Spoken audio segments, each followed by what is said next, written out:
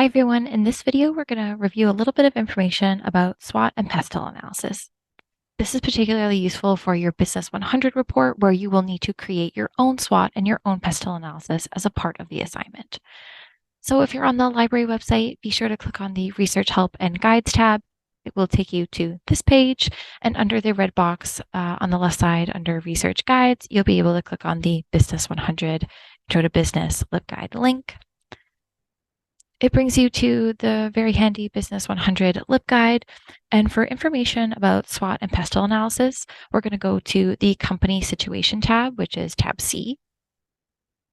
On this page, it gives you information about how to do the analysis of your company situation, including SWOT and PESTEL analyses, and will help you think about how to identify and discuss critical issues that affect your company and thinking about major implications for your company with future strategies.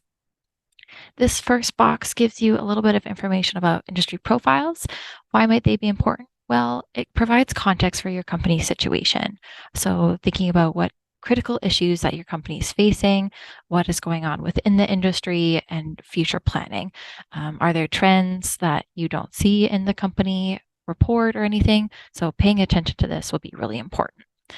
In other videos, we go over how to search Passport GMID, Gale, and Business Source Complete, so be sure to check those out and learn a little bit more about how to find industry profiles within these library databases. I'm going to scroll down a little bit past the business news. Business news is really helpful and great, again, for the SWOT and PESTEL analysis when we're looking for information about companies and industries.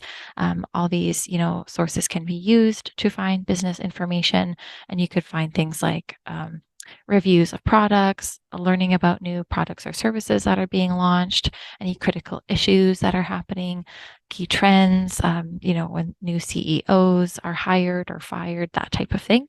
And so these are some great databases and newspapers you can check out to fulfill those parts of your research.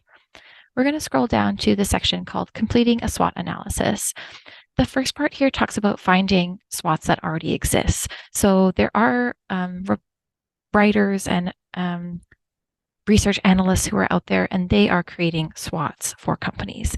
You can use those as a starting off point, but you will be creating your own unique SWOT for your assignment because you need to create a snapshot of what your company's situation is at that point in time. So likely when you find a SWOT that's been published, it's probably already a little bit dated.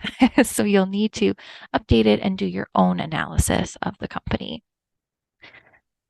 These three links here, Business Source, Passport GMID, and Gale, are where you can find SWOT analysis that already exists, but also where you'll find information when you want to create your own SWOT analysis.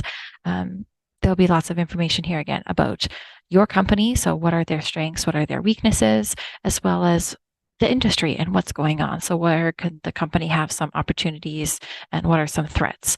So again, being able to fulfill all those parts of the analysis. If you've never done a SWOT before, again, it's a snapshot of your company's current situation.